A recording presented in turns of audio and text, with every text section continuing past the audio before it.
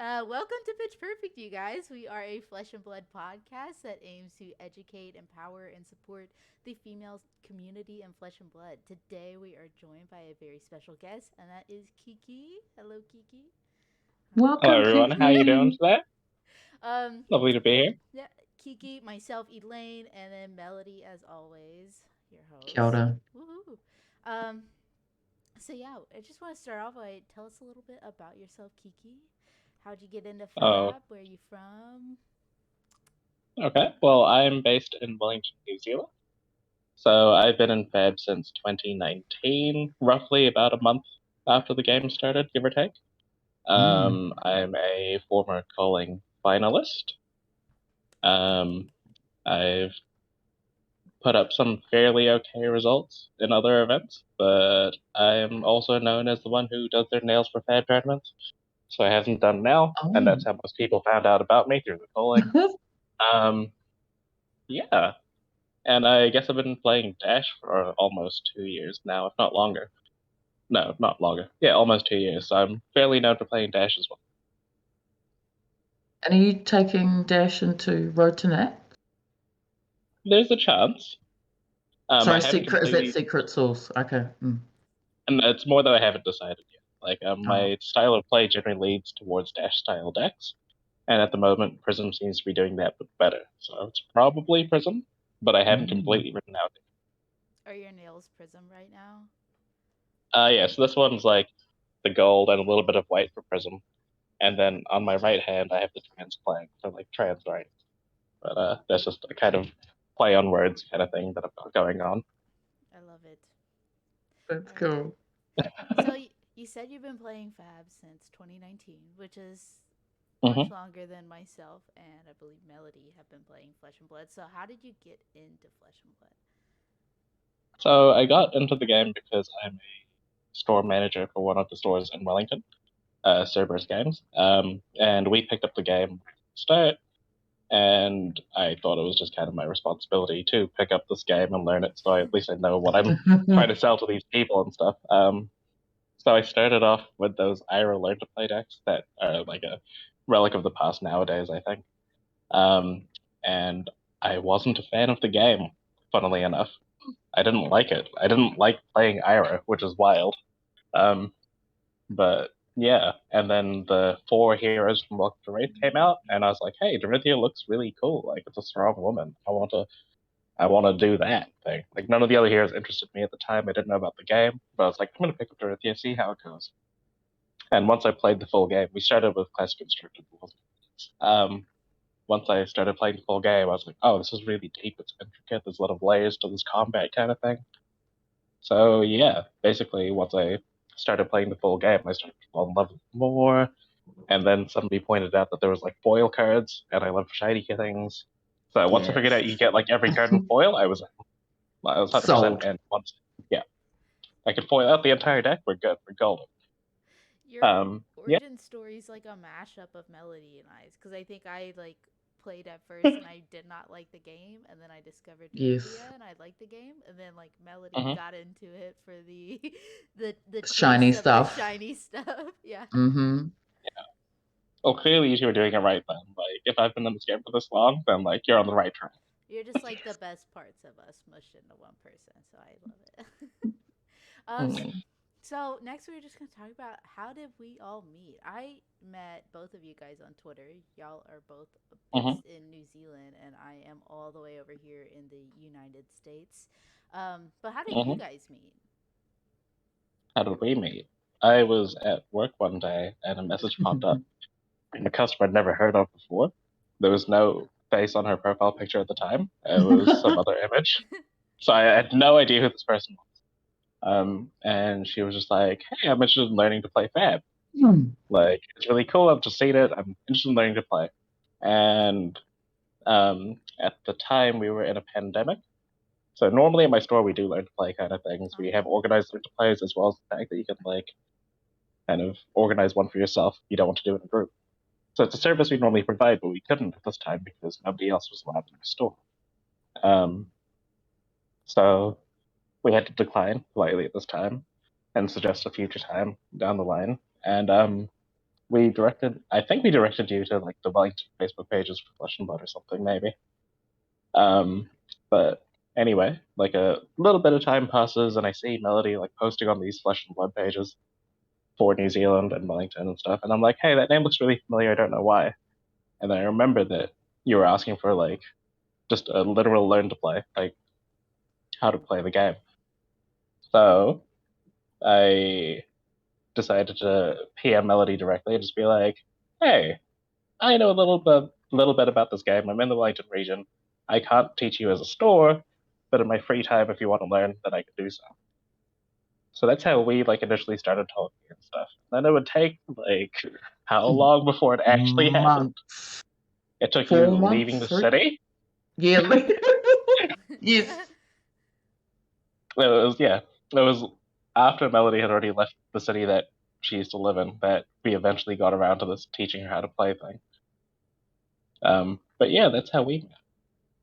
And that was my first ever game with anybody. It was with Kiki on TTS. First ever. Wow. I Thank didn't you, know all of Kiki. that. That's just another reason to appreciate Kiki because they brought Melody into the game. Yes. Yes, thank you, Kiki. All right. So, Kiki, you run a Mhm. Discord. I believe the name of it is the Rainbow Foil Discord. Is that correct? It is, yeah, yeah. I I love that. But anyway, you want to tell us a little bit about that? Yeah, Just like sure. So for Pride Month, we're just trying to find our way as like a queer community to try to support each other and stuff and be there and be more prominent. And I was just trying to think of ways to like kind of bring people together and so they could have that kind of support. Um, so I noticed Melody doing a lot of community outreach with women and stuff, and you doing a lot of community outreach with women in fab. So I was trying to figure out ways I could do stuff similar to that for the queer community. So the first thing I tried was like a Twitter list with people that wanted to like be on this list, kind of similar to what Melody's doing with like a general fab list. yeah. I did kind of steal it. Not gonna lie. Oh, that's fine. It's not unique to me. Yeah, well, there we go. So I started that, and like I felt like it wasn't really creating the kind of how do you say wasn't really creating the sort of connections I was kind of hoping. Like Yeah. you could see people tweeting and stuff, but like it wasn't quite as personal as I'd wanted. And like ultimately, Twitter's still like a fairly open space. Like it's still fairly public. A lot of people who may be out in one way or another to some people aren't out to everyone, and therefore don't want that on their like Twitter profile or whatever. Yeah, so the idea of like a Discord channel instead kind of made more sense to me because I can kind of, or we as a community can kind of curate who comes in, make sure it's got a safe space, make sure try to make sure that no one like comes in to disrupt the peace, I guess. Especially because there's a lot of people that are out in that Discord that aren't out publicly. So yeah, I figured it was kind of like a safe space for that to provide people with that a place where they can be themselves. And it kind of came from like back when I was in the calling, I was good at the game. You still are, I Kiki. know. Yeah, so it comes from like, or the idea kind of spawned. So this would have been last year. From that, with people reaching out to me, being like, "Hey, it was cool to see you on camera and representing us, representing people like us." Because at the time I did have like the trans flag and the non-binary flag on my nails. Yeah, and then it made me realize that there was like no real support system for us in this game kind of thing, and like we weren't really prominently shown. So I kind of wanted to both showcase that, but also like bring people closer together.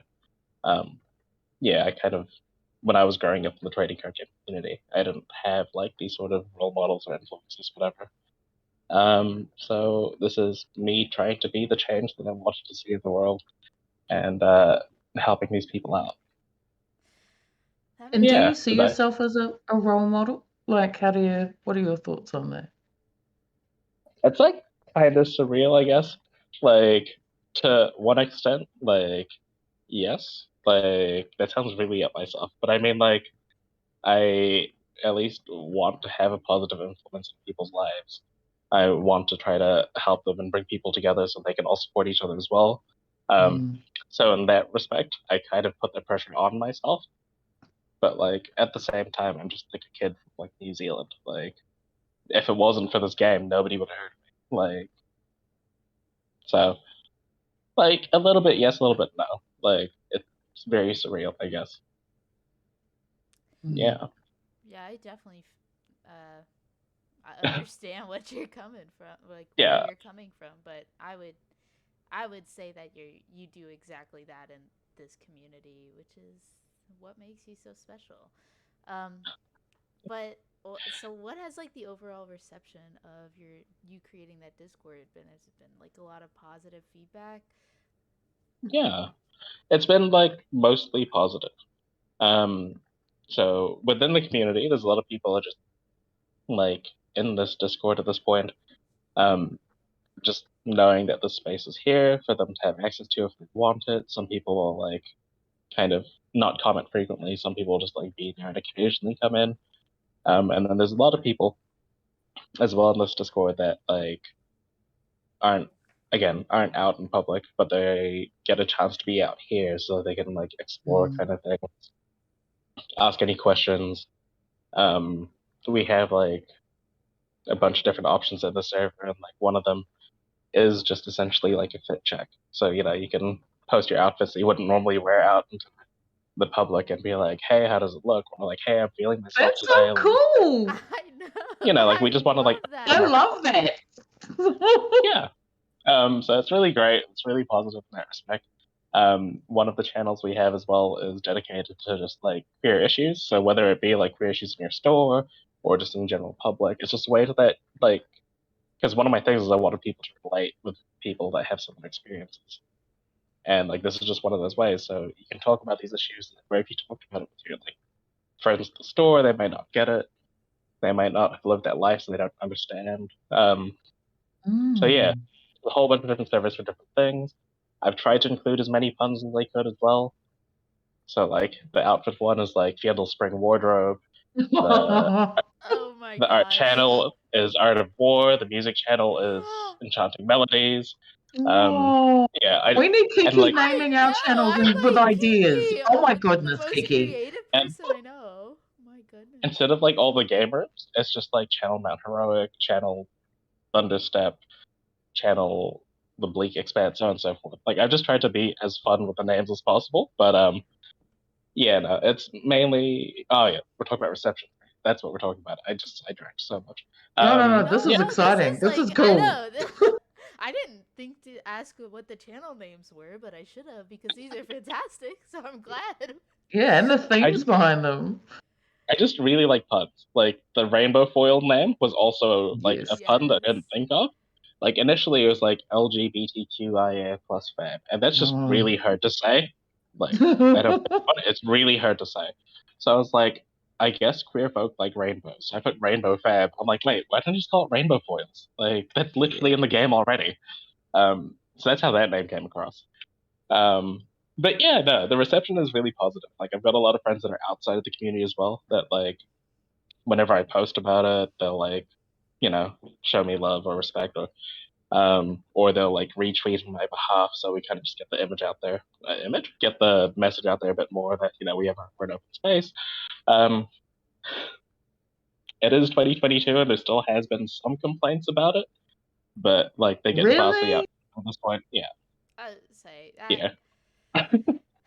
we we've also faced a few Mm. complaints here hmm and there just trying to create like a space that's safe for women. I'm like literally all we're hmm trying to do is create a safe space and we still have Yeah. people complaining sometimes, so it is a little disappointing, and I'm sorry to hear that there has been Yeah. challenges. Mm. Has that been like the only challenge you face with creating the Discord? Do you have like any idea on how to overcome these in the future? Like in regarding to this, like I suppose it's just kind of like a change in culture in general, right? Yeah. If we want Mm. to, like this challenge in particular of people not being accepting whatever, is something that hopefully gets better over time. And it does take kind of being vocal about it and standing up for it. in the same way that like standing up for women's space is important because just as much as like we have discrimination here, the TCG culture is like very male dominated, and there's like a whole bunch of like condescending behavior towards women or like disbelief almost that like, whoa, you're playing this game. It's like, yeah, chill, it's fine. Um, so like, just this needs to be a culture change, I think, in the trading card game community in general. And like, thankfully, it's a lot better than it was like over a decade ago when I started playing trading card games. Yeah. And you can kind of see that growth. But like, even I don't know, and like friend circles that I had at the start of Fab, like you could kind of see the kind of general maleness, menness of the whole thing, right? And like, I guess one of the ways that like I personally would try to get over this obstacle is by educating and informing the friends around me. Calling out their behavior and stuff. And like, it's Yes. taxing to call people out, Mm. like people that you're supposed to be friends with or are friends with. Like, you don't feel good calling them out for saying something sexist or homophobic or whatever. But like, you still got to do it, and like, you see that growth with them over time. Um, so I've developed a lot of like fantastic friends through this game as a result, but it's been like tiring. And like, I guess like another challenge I've had with this Discord thing is I'm very technologically illiterate. Like, I don't know what I'm doing. Join the Like, club. I would say. well, you say that, but when you guys opened your Pitch Perfect server, right? Your Pitch Perfect Discord, y'all had like a questionnaire at the front with like, choose your options and we'll categorize you so we know which services cater to you. And I'm like, what? Like, how? I don't know this stuff. Like, I was just like impressed.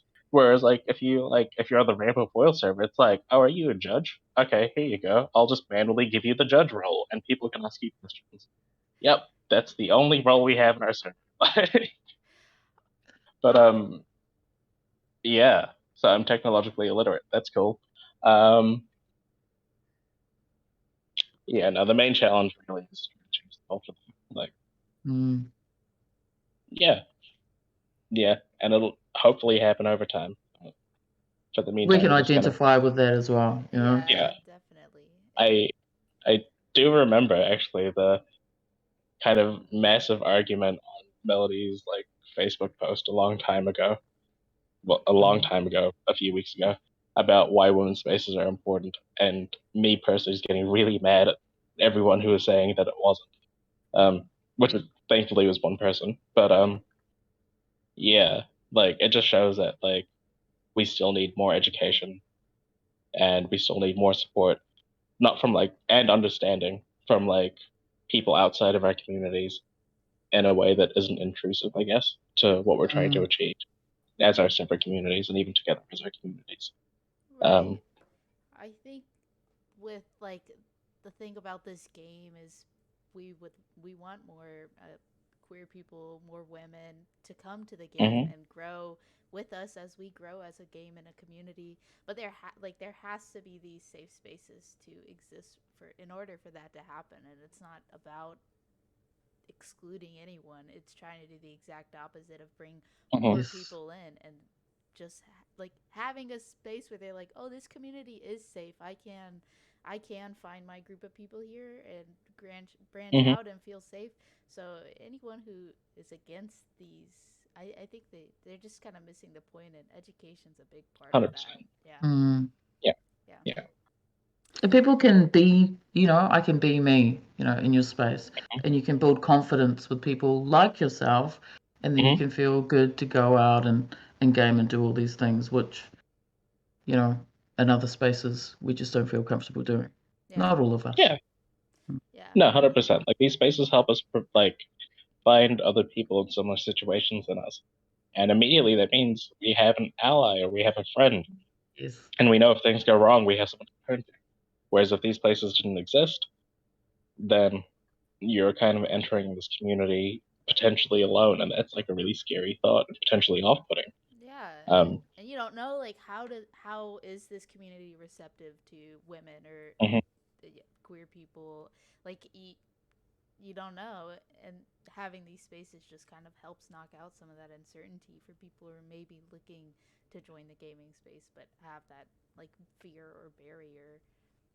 So Yeah, very much so. Yeah. yeah. Mm.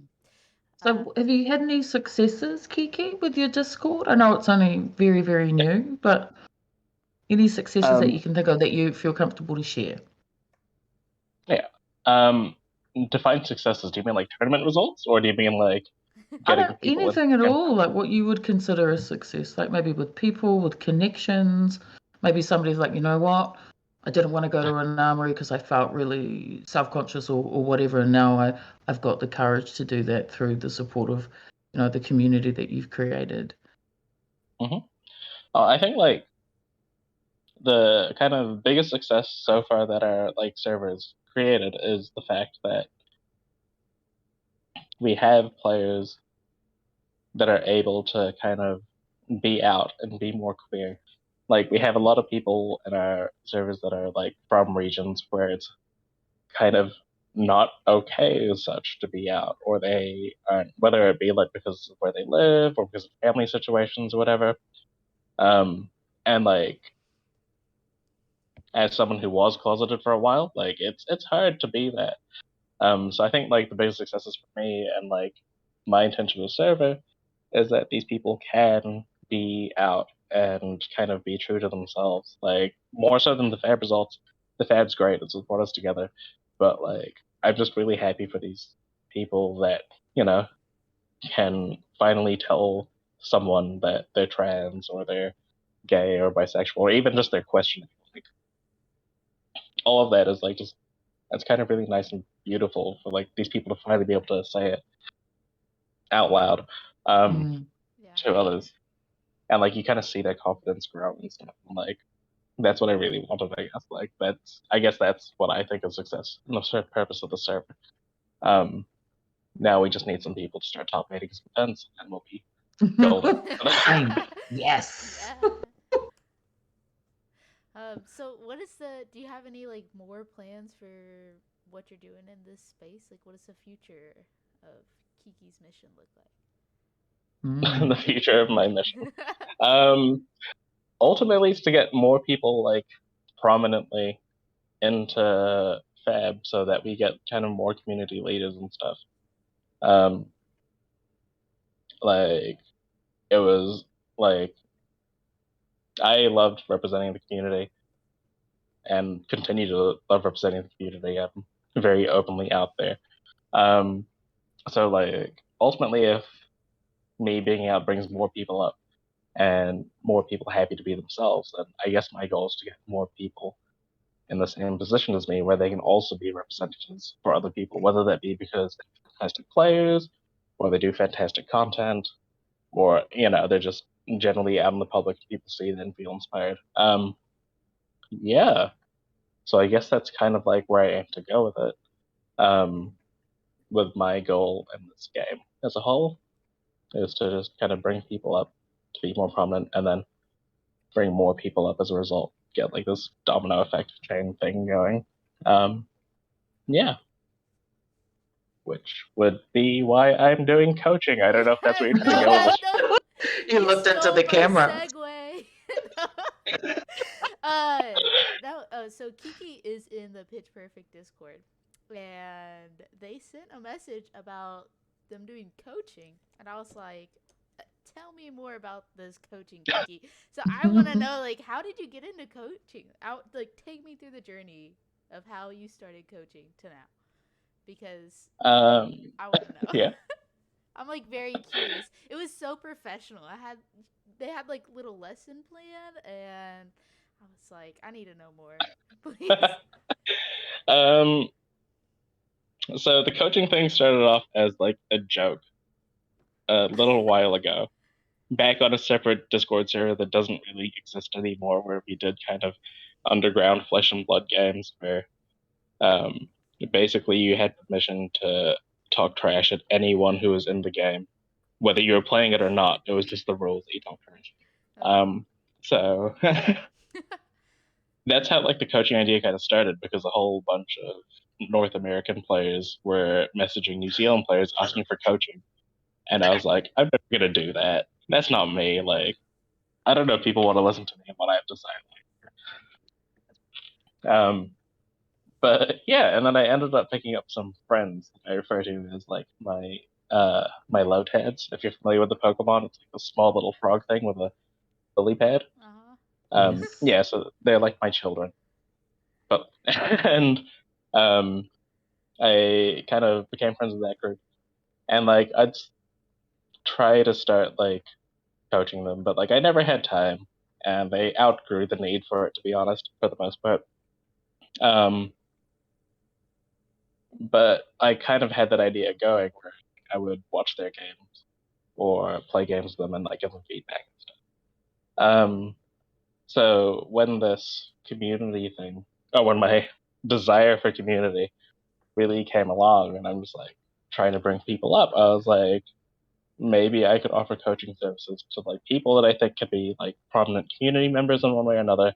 So that way they can kind of be built up, and if they start performing in tournaments, then they can be seen more in that respect too, and kind of just help with their kind of clout, for Yeah. like lack of a better term.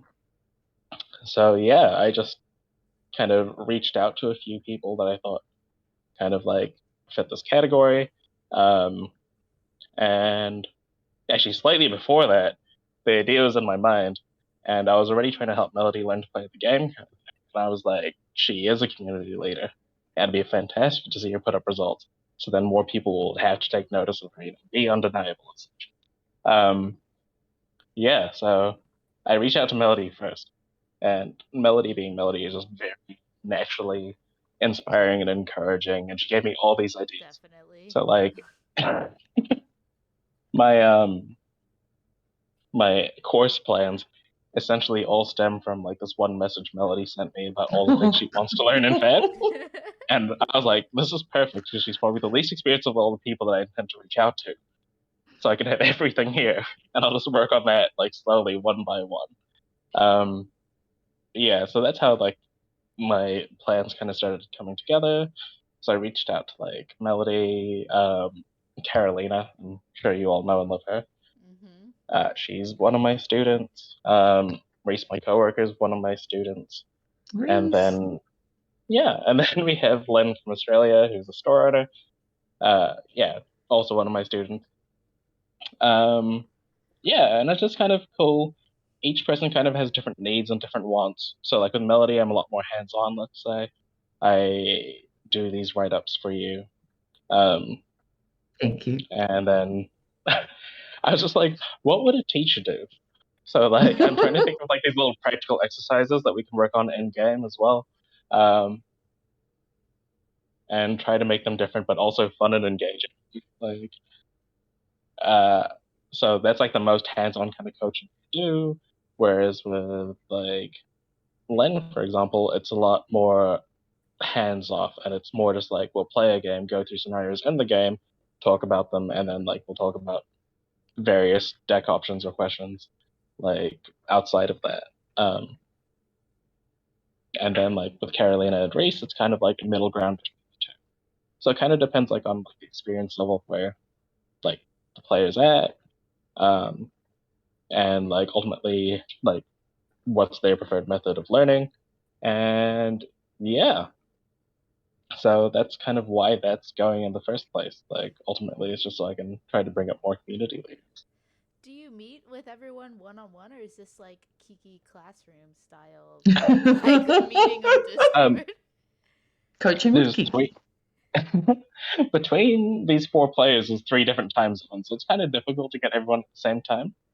Um, yeah, I do intend to get Reese and Melody playing at some point, Cool. and Oh I'll yeah. watch over that game and kind of be there for questions and so on and so forth. You should run like Um, a student tournament to see who comes out on top. Oh, I'll get annihilated. You would not, Melody. of the four, you've beaten me the second most times since coaching. Oh. Granted, Okay. that's once, but um, yeah, no, we could do it. I guess, but like time permitting. Yeah, no, it would be Um, hard.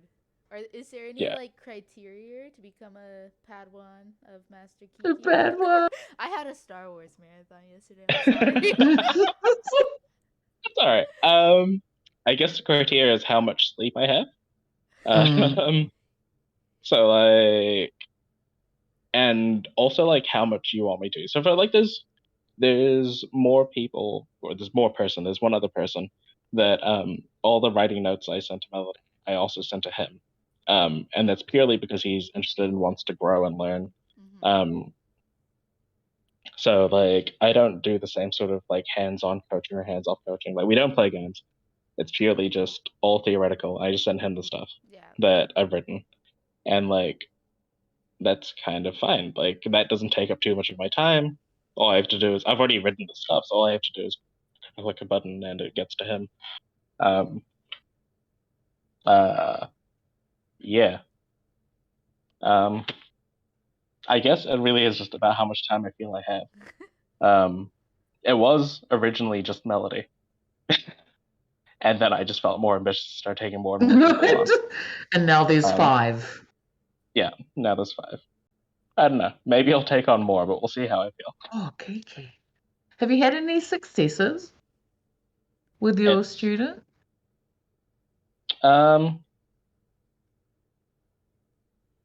maybe at the next Road to Nationals when you top 8. Oh, that would be incredible. Hopefully. It would be. But yeah, no, it's still fairly young. So there hasn't really been much time to kind of, like, in terms of fair results, there hasn't really been much time to kind of help them grow to the point where they're going to consistently be at the top level yet. And, like, I'm not even at that point where I'm consistently at the top level. 3-3 to Road to Nationals, it's fine. But yeah, no, like, I suppose in a more, how would I put it? In a more wide sense, like, there's kind of been successes in the fact that, like, you're going out to play the game more and feeling more confident. Like, I'm not too concerned about results at this point. Well, I'm personally not concerned about results at all. Like, I just want you to be playing games and having fun. But, like, if it's building your confidence up to play the game and more confident in your abilities, then I guess that's like levels of success kind of thing. I don't have this sort of meter of like, you did it or you didn't. I'm not going to set assignments where it's like, if you don't top 4 this, you're failing. No, it's like, it's a not about that. giant F if you don't top 4 Road to Yeah. Well, I from a will personal speak. perspective, it Uh-huh. definitely has helped me. Like we've had 2 sessions. The first one, because I'm just like boom, boom, boom, boom, boom. I'm just trying to smash people and not actually taking the time to think about what I'm doing. So, from the coaching that we've had has really helped my game. I'm stepping back and actually thinking about what I'm doing and the gameplay and, learning that I can have a turn where I don't do anything. I can set stuff up. Like my behavior definitely changed. It's fantastic. Yeah, I wouldn't have got Oh, that yeah. without having the coaching with you, Kiki, because I'd just be cruising along doing the same thing. Thank Thank you. I can be a pretty greedy player also. Sometimes I play a game and then I'm like, I lost that because I was just being too greedy. Like if I would have taken a turn off to block, it would have been fine, Yeah, but whatever. Um, so I understand. Yeah. moving on from coaching, even though Hmm. could talk about your coaching lessons all day, I'm so fascinated. I love it. I want to talk about just our is symbiotic the right word? Symbiotic relationship as like two people. Yeah, Similarity. Yeah, yeah. symbiotic. Like Yeah. people in this community trying to uplift like their own minority groups they identify with. Hmm. Like, what changes would you like to see in the Flesh and Blood community to make it feel more like an inclusive, welcoming space? Is there anything that you could think of?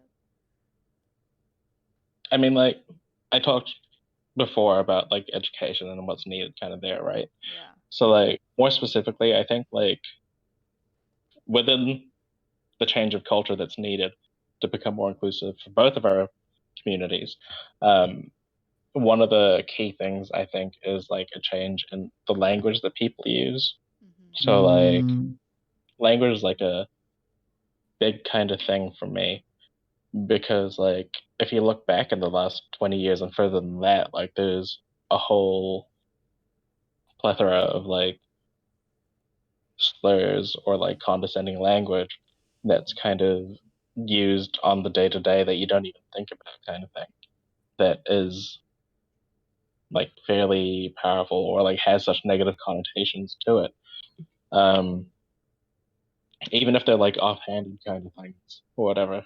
Um, yeah, like I guess trying to use more inclusive language, being aware of like people's pronouns is a big thing for me. Like like if you accidentally get someone's pronouns wrong, whatever, like it's fine. Get corrected or correct yourself if you realized and then move on. Like it's okay. You don't need to make a big deal out of it. But if you're intentionally using language that kind of makes people feel uncomfortable about their like gender or whatever, then like it's really rough and it's like actively hurtful and harmful. Yeah. Or like for example, like me as someone who is the chairman organizer of my store, like I will try to refrain from terms that kind of make it feel like a boys' club. Um, mm, so like I'll usually start my tournaments when I did it more often. I don't do it as much now, like running the tournaments. But when I did, it'd always be like, ladies and gentlemen, all those in between, neither. And like I know there's like one queer person in the room based off the fact like of the people I know, the customers, but like it's just generally more inclusive, I guess, or just saying hello everyone rather than being like, hey yes. guys, right?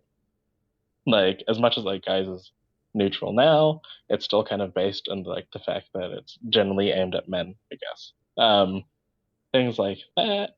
Um, I don't know what your policies on swear words, but like referring to people with like the B word or whatever, like that's an You can inherently swear. like Yeah. Say I can. say it. Mm, Yeah. Go Okay, yeah, ahead. cool. absolutely. So just like referring to people as like bitches or whatever, like it's like got roots and like an anti-woman kind of like history, right? Like they're just like, oh, it just means like a female dog kind of thing. Well, it's like, yeah, so you're referring to this person as like a dog, and specifically like a female one. Like that's it's not really cool to be referring to people like that. Mm, Um, and then of course like people will like use like ableist language or whatever. Um, that one I'm not gonna say. um, and in New Zealand and Australia in particular, there's a particular fondness for like the C word, which I'm not gonna say because it's very offensive to like Yeah. everyone mm, else Yeah. outside of New Zealand and Australia. Um, so like yeah, I just try to call out that kind of language, try to get that to change. Um, and like I think once you're aware of the language you're using, it kind of starts to work into your other mindset kind of thing, the rest of your mindset rather. So if you're just like, hey, I shouldn't be saying this because it hurts these people, then you might start to think, why does it hurt these people? Like, and with that, you might start to realize, am I excluding these people from being comfortable in our space because of that? So I think this is very applicable to both like women's spaces and queer spaces, and literally any other minority kind of space. Like you don't want to be throwing out racist language, like if you're in a Western country, because that's also exclusionary and also offensive.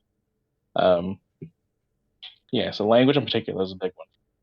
Yeah. I do In agree. short. Once you start oh, that's like great. once people start, correcting themselves, it does create this like mindfulness and awareness of how Mm, Hmm. everyone feels around them. So I definitely agree with that. And Fab, as much as I love it, like I usually am, it can feel a lot like a boys' club sometimes. And yes, I it Hmm. have does. I have seven brothers, so I'm not unused to that. But also sometimes when you're the only girl in the room and everyone it definitely can feel like a boys club with the language and just kind of Hmm. behavior that's being used. Yeah. So Yeah. specifically for The, Yeah, go ahead, Mel. Sorry. No, I no. was going to say the language and the conversation. We Hmm. could so have a roundtable here. Like Yeah. I go to other LGSs. Like there's three that I go to, and one in Hmm. particular. I don't know if they watch this, but if they do, you know what's up.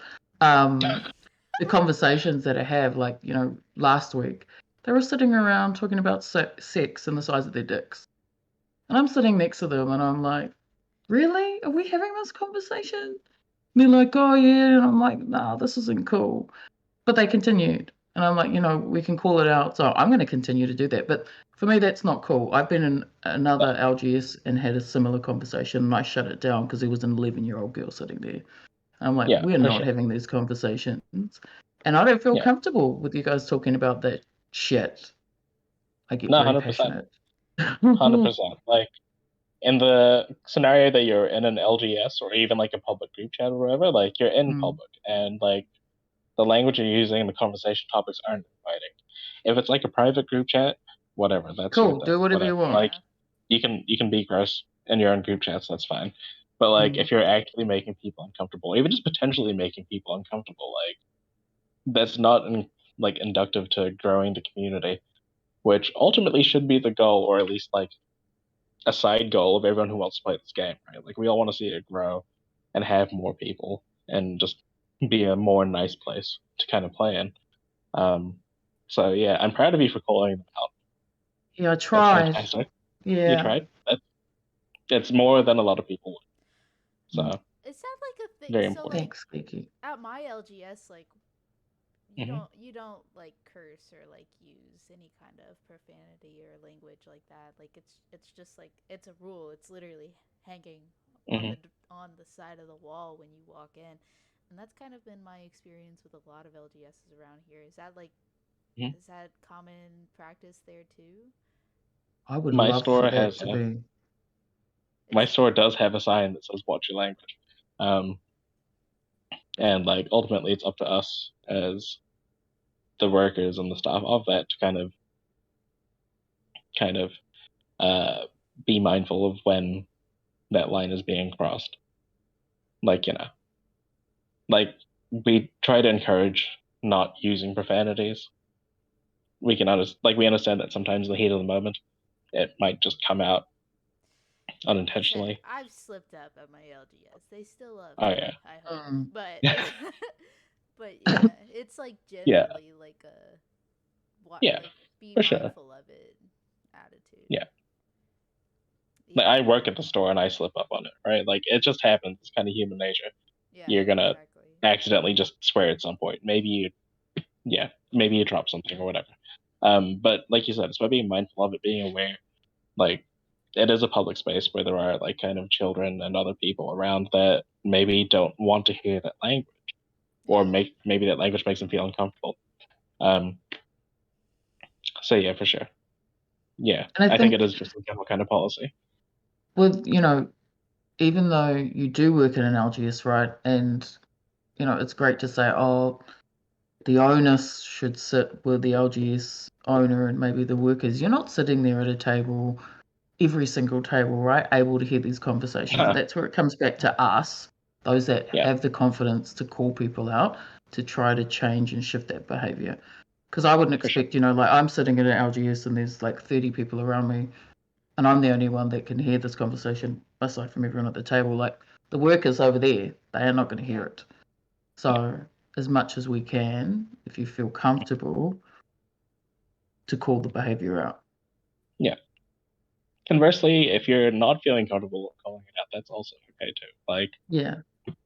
sometimes you don't have the energy to do so, and it's not your fault. Mm. Yeah, it's not always up to you. I use you hypothetically. It's not always up to oneself to be a perfect role model and try to fix everything at all times. Mm. Um, yeah. We need a round table. I We're gonna have some know. great corridors. Okay. Well, but before we move on to community questions, I want to talk about one more thing. Kiki, Hmm. are there like any barriers that you feel the your rainbow foil community faces, and is there anything that like us as a community as a whole can do to kind of combat those? Great question. So the main barrier, I think, is the fact that a lot of people around the world, not even just in trading card games, but there's a lot of people that aren't comfortable coming out, and there's a lot of issues right now that kind of make it difficult for them, whether it be like their family's stances on sexuality or gender, or just where they are, like their stances on sexuality or gender.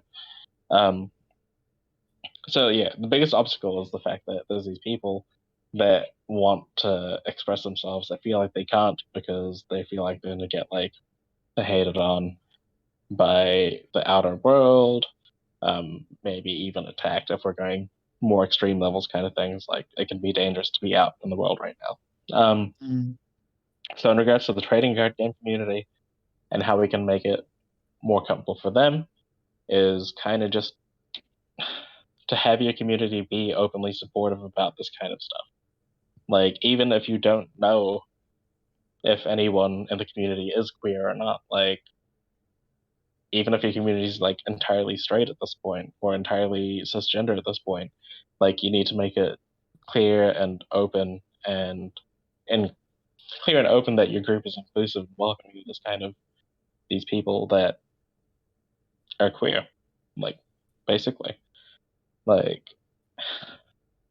I don't know. Like when I first started playing Fab, I wasn't out to everyone. Like to my friends that incidentally also played Fab, I was.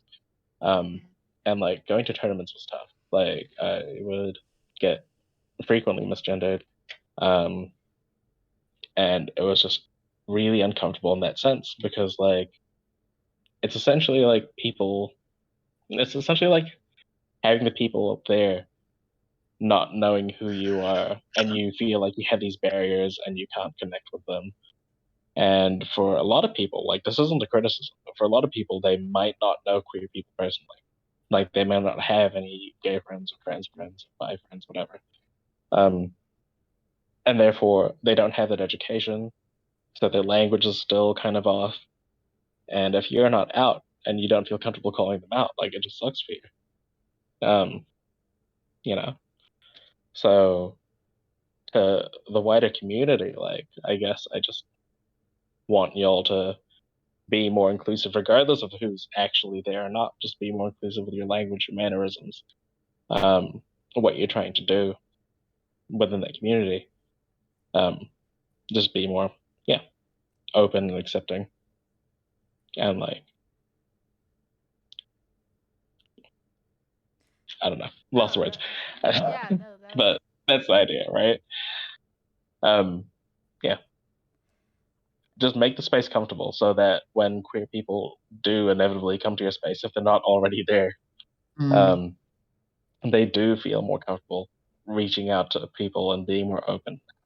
Like I remember when I did start eventually coming out, I like had some good friends that were like prominent in New Zealand Flesh and Blood, and they were cool with it and supportive and understanding.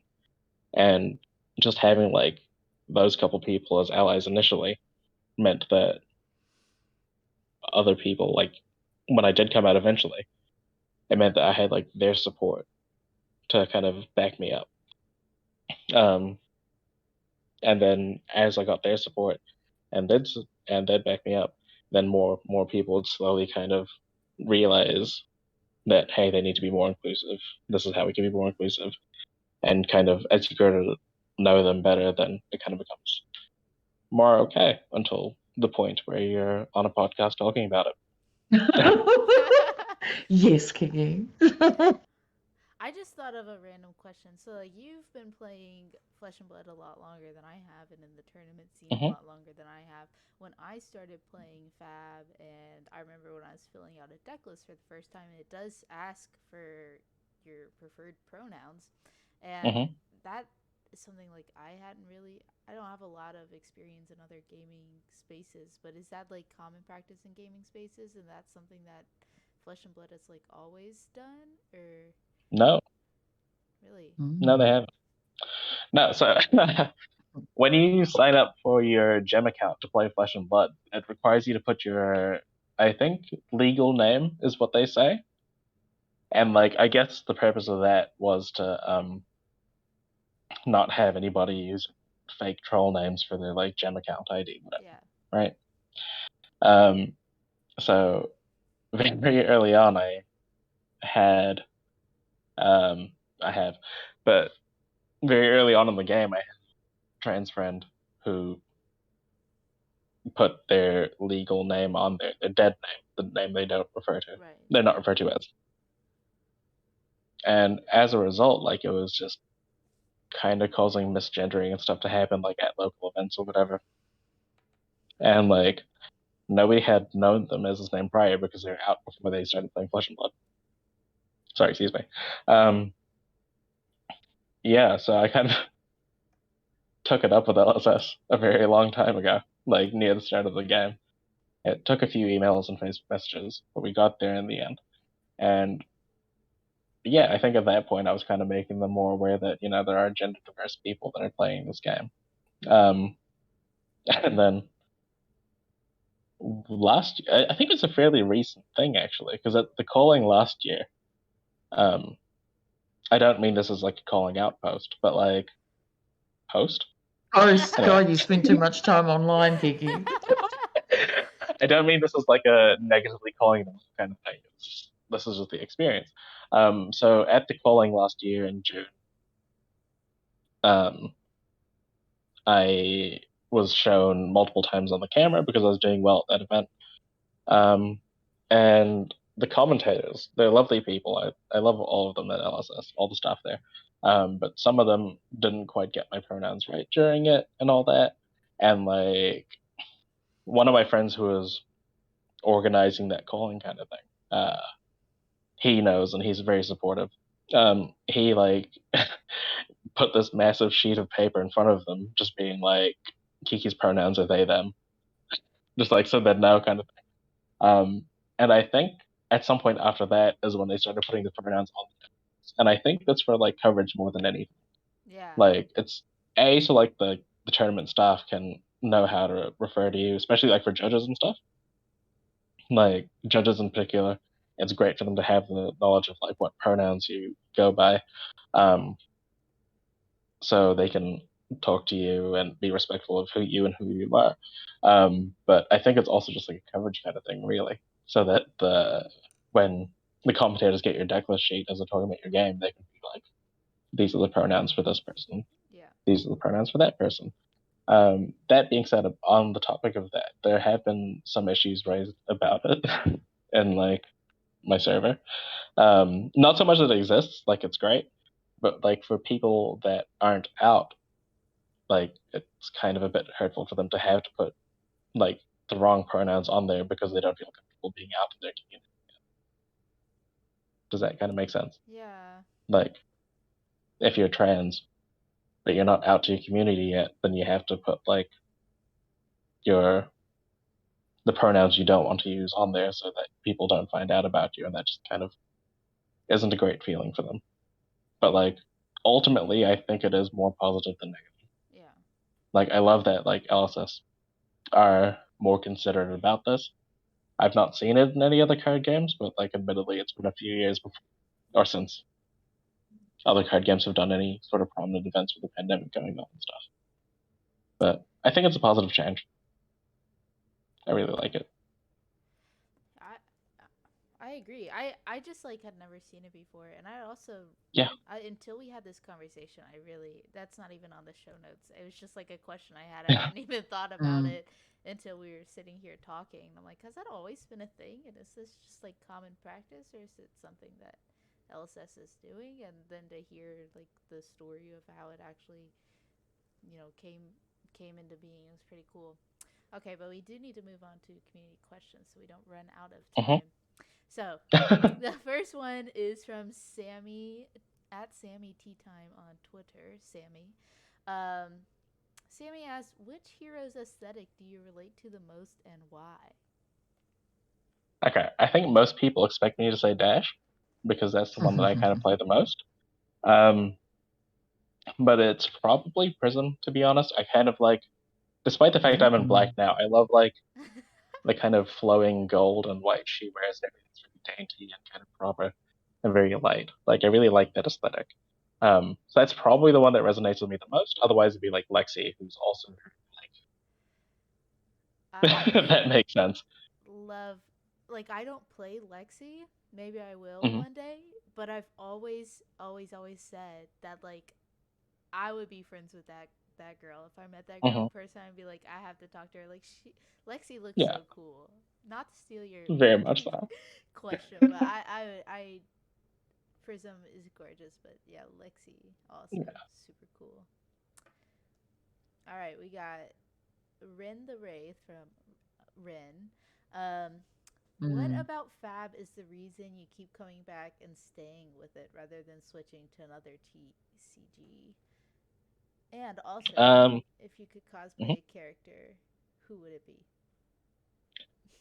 If I could cosplay a character, it'd Yes. probably be Prism. Or Lexi. Done. Um, yeah, it'd probably be Prism, Lexi, or Dash. If I had to, if I could cosplay one of the characters, it might be that. Maybe Corsham for a laugh, but like, Why? I just Tree. make it. Oh Turn your my mind Yeah, to gosh, that. please. That'd be it's so like funny. like when you like see like those school plays and you have like just people as Yes. Yeah, trees in the people. background. Like, yeah, just cosplay as Corsham, the actual tree. Like it'll be fine. We're gonna Um, see a caution That would at be. one of I the would events say now. if Yeah. if I like got a Taylor card and then I was just doing cosplays, just for cosplay, which is why I do it anyway. But I would totally show up just as a tree and be like, I'm cool. One time I was actually at the Calling Indie. I was like, what if I just dressed as Shrek and then was like, I'm Rhino? Could you you can imagine all the Reiner mains will be like, oh my gosh. just like don't even put effort into it. You can just get one of those like cheap Halloween Shrek costumes. Like, Yeah, That's no, epic. exactly. Like, just go to a Halloween store, buy a Shrek costume, just full on wear, and be like, "No, I'm right," or "What are you talking about?" All right, what a yeah. piss take. People would lose their minds.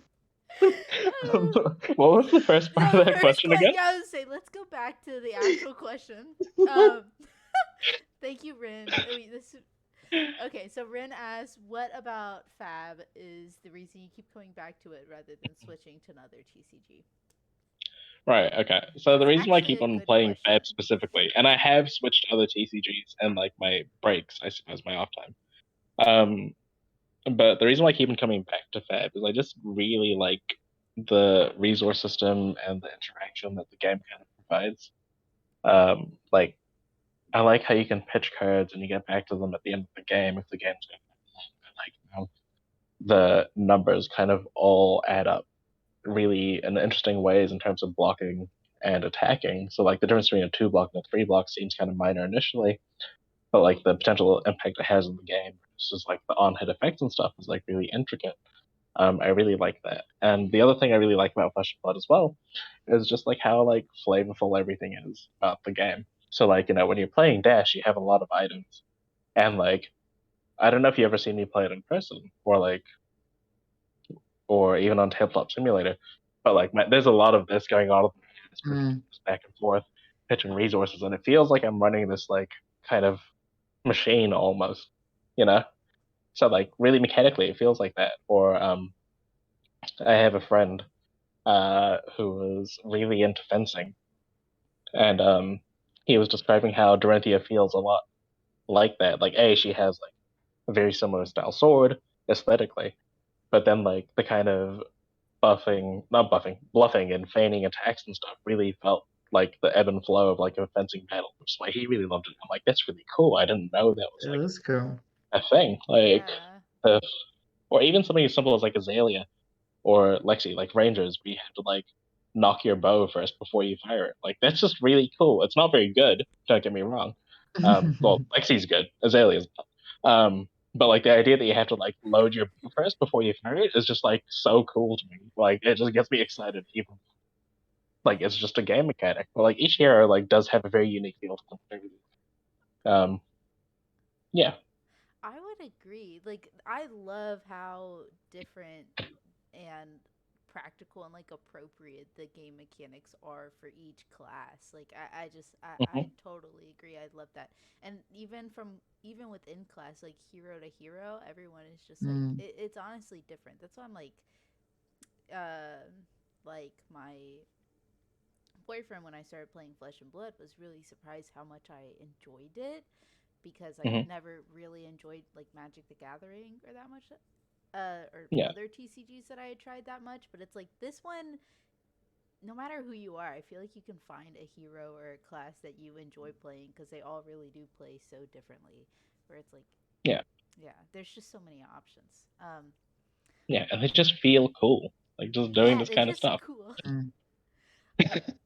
We have a question. I have no clue how to say this Twitter handle. Overlord Ari I don't Hmm. ask Yeah. what what character do you find most difficult to play but you still enjoy playing them? I really like Icelander. I think she's very cool, and I kind of like her style, but I just can't play wizards for some reason. Like, I'm just really bad at playing wizard. I just, for some reason, don't know how the math works. I can't seem to figure it out. Icelander is a lot easier than Kano, at least. Yeah. So like, yeah, that's probably the hero that I like the most, but can't play competently. And then the hero I do like the most, but I don't play for whatever reason, is Bolton. I think he's really cool. His deck is Bolton. really fun, but I've never played him in constructed. But every I time I play against him, like even if I win or lose, I'm just like, oh, that deck is so cool. I want to play it, and I never do for some I have reason. like a CC Bolton deck, because I'm a warrior player at heart. Hmm. But I have a CC Bolton deck that like I just play at home against, like, if I have a friend over or my boyfriend. It's like that is my fun zone, but I don't bring it to tournaments because I would get annihilated. Yeah, fair, fair. Okay, let's see. M Shredda on Twitter asked a bunch of A questions. million Yeah, A questions. bunch of literally, questions. I think Mm-hmm. I have 9 here. So I'm gonna pick, like, I ordered them, so Yeah, we'll answer a few. Have you been a part of other TCG communities, and how does Fab match up to them in terms of being I welcoming, helpful, etc.? I played Magic from 2010 till 2020. About about 6 months into Flesh and Blood, I stopped playing Magic. Um, I played a plethora of other games that don't exist anymore before Magic. And I'm currently playing Pokemon and Digimon as like my side games to when I'm taking a break from Flesh and Blood. So a fair few. Um, in regards to communities and stuff, like the left-leaning side of Magic the Gathering is very open and welcoming. In the respect that, like, there's a lot of women that play Magic nowadays. There's a lot of like queer folk that play Magic nowadays. Um, it's very open and stuff, but also like Magic as a whole is kind of still bigger at Fab at this point. So there's still a lot of negative kind of perspectives in there, and also like just in general, it kind of feels like the there's like a disconnect between like competitive Magic and non-competitive Magic, whereas in Flesh and Blood, that disconnect isn't, or that gap rather, isn't as big at this point. Maybe as the game grows, you'll see more definitively competitive players, non-competitive players, just like kind of doing their own thing. But Yeah, also, we kind of hope that's not the case. We kind of want to bring people together and play games and be lovely with each other. Yeah, and then the Pokemon and Digimon communities, at least in my local area, aren't as big. They're fairly small. Um, it's kind of fun. It's fun. It's chill. Like, I'm friends with most of the people in the community because like it's not as big as Flesh and Blood in New Zealand, yeah, and it's great. Um, but because it's small, it's kind of difficult to get more people in. So again, I'm trying to get more inclusive language going in these things, in these groups, trying to get more people in that way. And I'm trying to like slowly grow these communities as well. partially as my job and partially as someone that likes to play these games and is focused on community. But yeah, I think overall I do like the Flesh and Blood community the most. Like, on average, they're the nicest people. I'm not just saying that. I legitimately like. Fab Twitter has been like the most wholesome experience of Twitter that I've seen. Fab Facebook, not so much, but Fab Twitter is great. Yeah. So I think I just really like the Flesh and Blood community the most. I think they're the loveliest people out of them. Yeah, but that's not to say that we should rest on our laurels. Like, there's more we can do for people like women and people that are in the queer community to get them more comfortable to be open or just be present, you know? Like, stop asking girls if their boyfriend got them. It's not needed. Yeah. Yeah. Very good answer. Against Melody's will, probably, I'm gonna ask this question because No, you're not going to. because it was asked, so I can ask it. Thoughts on pickles and why they are the superior snack food? They are I not the really enjoy superior. pickles. Yeah. I really enjoy pickles.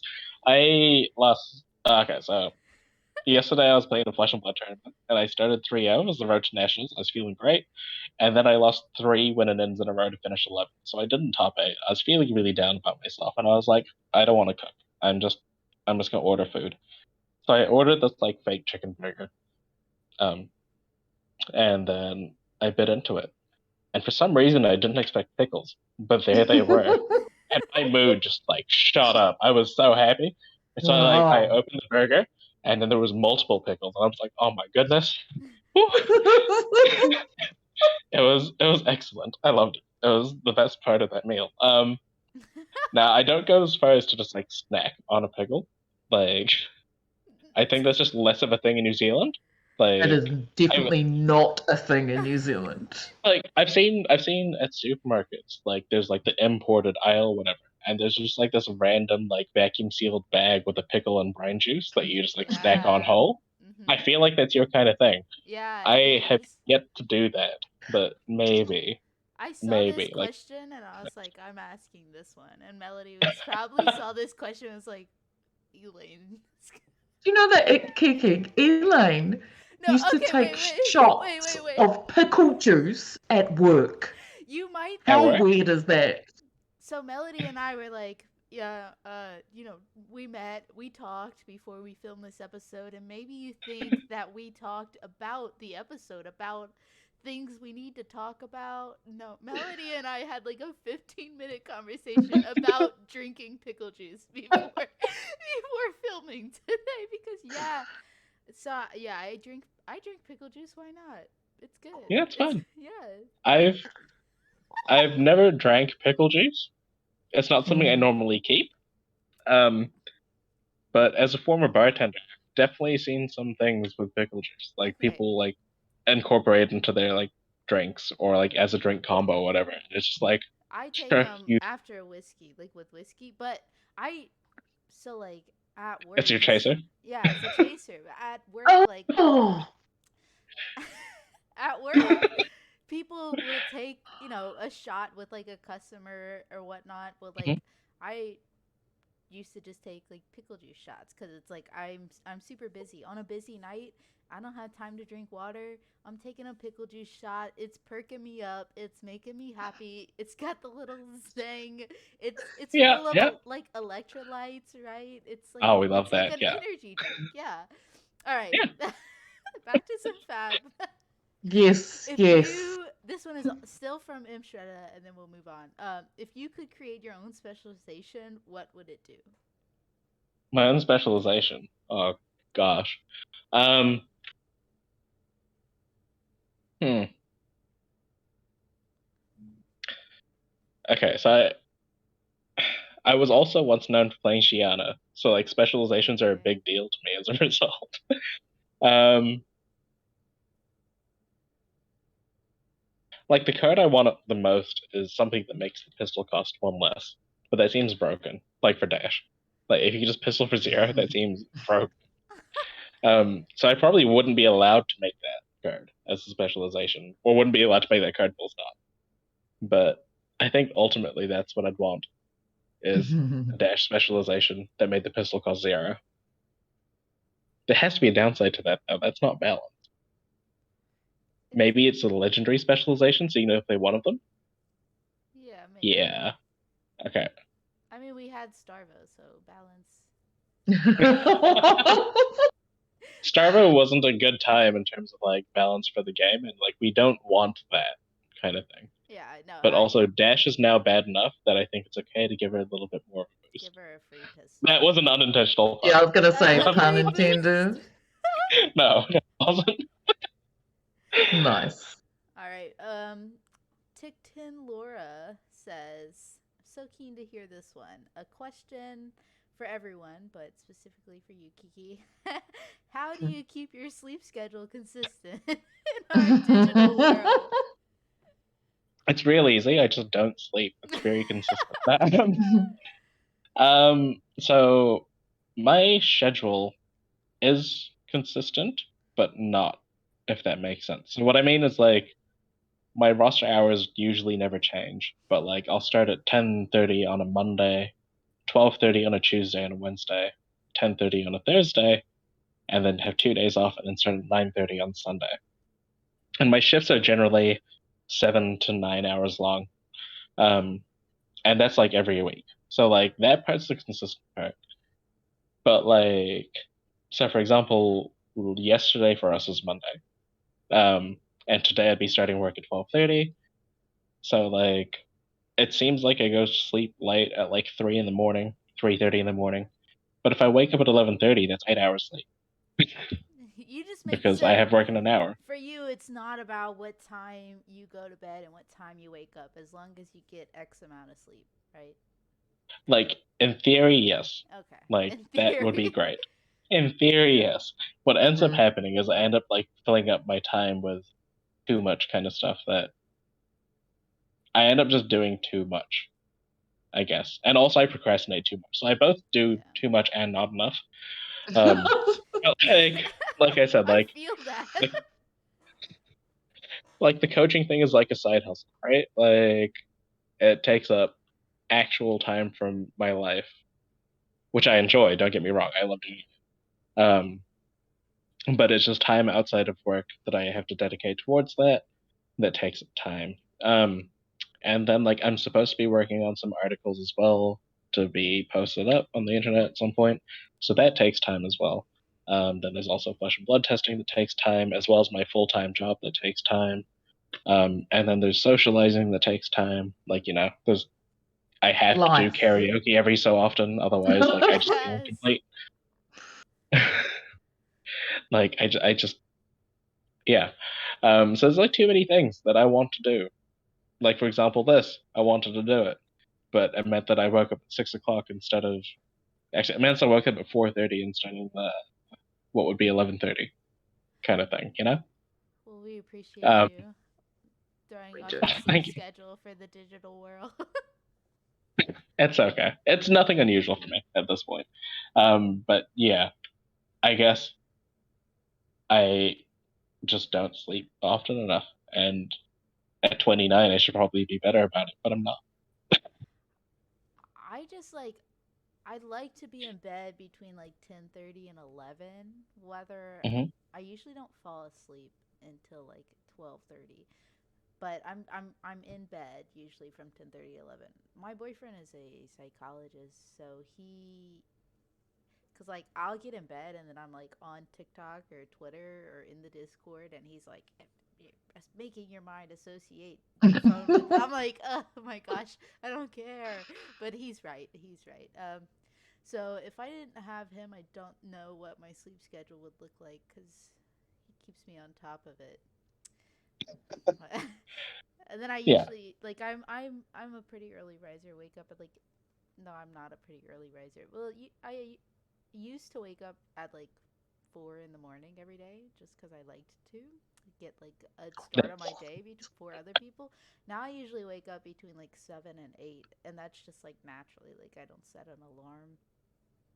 a head It's start at 4 early for me. a.m. That's half a day Like head start. That's like, in college, I was a cheerleader, and so I had to be in the gym for workouts by 3:45 a.m. every morning. So like, by I what would time? 3:45 3:45. a.m. Yeah, we had workouts at 3:45. So like, I wake up at like 3, but then like it was fine because in high school I would go to bed at like 7 p.m. I'm not a very super social person. Like, so this didn't interfere with my non existent social life because I would go to bed at like 7. Between 7 and 8, I'd go to sleep. And then I'd wake up at 4 and I'd like do my homework, take a shower, make myself breakfast, make a coffee or tea. And then my mom would wake up Wow. and be like, let me go get up your siblings. Like, what are you doing? Crazy child. So I've kind of just always been like that. But all right, one last question from the dopamine Pope says, "What makes your local fab scene so special?" My local fab scene. Yeah. Like the cheesy answer would be race. Um, Oh, did you say Reese? Reese. yeah. Oh, love Um, Reese. yeah. The reason why I play fab, like I probably would have dropped it a long time ago because like when the game was still starting and young, they were the person I played with like the most and like would hang out before I started work, and then eventually I got them a job. Um, but yeah, no, they're like my main support system in these events. They check in on me between rounds, even if they're not at the tournament. They'll send me messages for the day. Yeah, so outside of that, though, I've built a lot of good friendships with the people in my local community, my city. Um, and yeah, it was kind of like the second community I've been a part of that wasn't strictly queer, where I've like come out and they're kind of grown to accept me, kind of thing. The first one being a different video game, but experience kind of thing. Yeah, no, it's just I really like the people. Um, I guess they're all my customers, or a lot of them are my customers. So I kind of grew up with them for a while when they were playing other card games, and I've seen them grow up, which is really cool. Yeah, it's just kind of the friends I've made, I guess. Like we're all kind of close, and yeah, we're at the point in our friendship where we can talk about things that aren't bad, um, and that's cool too. Like having friendships that exist beyond just the one aspect of trading card games is what I kind of Mm. crave, because ultimately, like, as much as trading card games are a massive part of my life, it's not like the only part. Yeah. And I'm sure that's probably true for other communities, other trading card game communities as well. Not strictly just the Wellington one, or not strictly just the Flesh and Blood one, but it's like, yeah, the people are kind of. That's such a like a cliche answer though. No, it's Like, what true else can I though. say? But Can I yeah, just be it's like, absolutely can I true. just say that Wellington Flesh and Blood is like the best Flesh and Blood in New Zealand? Like, is that too controversial? That's Um, could be. yeah, yeah, yeah. No, it's just kind of cool like that, and I do wish it was like a little bit more diverse in my community. Like, there's not that many women that are present. There's not that many people that are out that are present, but like, it's still kind of, despite me wanting more of that in the community at the moment, the people that are in the community, or a large portion of people that are in the community, like scene, are like super welcoming, and like should more people come in, like I have no doubt that the people in my city would welcome with open arms. Like, yeah, I guess that's what makes them special to me. That I was love But it. race. lovely. I love it. All right. Do we have anything else we need to cover, Melody, before we No, we've covered everything. This has been a great korero discussion. I know, I loved it. Thank you so much, Yes. Kiki, for coming in, Thanks, No, all Kiki. right, waking up and that's throwing fun. off your sleep schedule to talk to All right, us. that's fun. Yeah. All right. Well, then, this is our episode for you this week. Thank you, all of our listeners, for joining in and tuning in. And yeah, hope you enjoyed it. Well, is it possible to Thank do like you. quick shout outs? Just real Yeah, quick. yeah, please plug Yeah. yourself. Shout Okay. out anyone you want. Wonderful.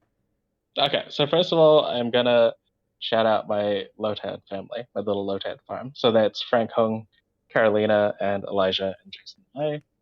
Like, they kept me in this game when I was like kind of feeling particularly down about it, and they're all fantastic players. Jason may or may not be calling champion at this point, who knows? But I owe them a lot, and obviously Reese I owe a lot as well for being my flesh and blood rock and support. And of course my server. Yeah, it's been, I don't know, it's been hard the last couple of months just trying to get everything working and stuff. But like seeing people like smile and, well, I don't see them smile. It's a Discord server, but seeing people be like happy and interacting with each other, it's just like really heartwarming and makes me feel like what we're doing and trying to achieve is like really the right thing. And I feel like I was missing someone. Oh no, yeah, and my testing team, which is Kieran Carnegie and Kishan. Yeah, for helping me get through this kind of funk I was in and for letting me get reinvigorated and fair again. Amazing. So yeah, And just quick shout outs to those people. what about yourself, Kiki? Where can people find you? Of course. So I guess the most prominent one at this point is Twitter. You can find me at Kiki_LA93. You can find me on Instagram if you want, and that is at semi-nocturnal Kiki bird. That's one word. Semi-nocturnal Kiki bird. Yeah, and I guess if you really want to add me on Facebook, it's just Kiki Lamad. But yeah, Twitter's the main one. Oh, you can also find me on the Wraith Times occasionally. I write articles for them, and I need to do. Yes, do more articles, Kiki. Yes. Yes. Yeah. Alrighty. Awesome. Thank you. Thanks for coming. Thank you.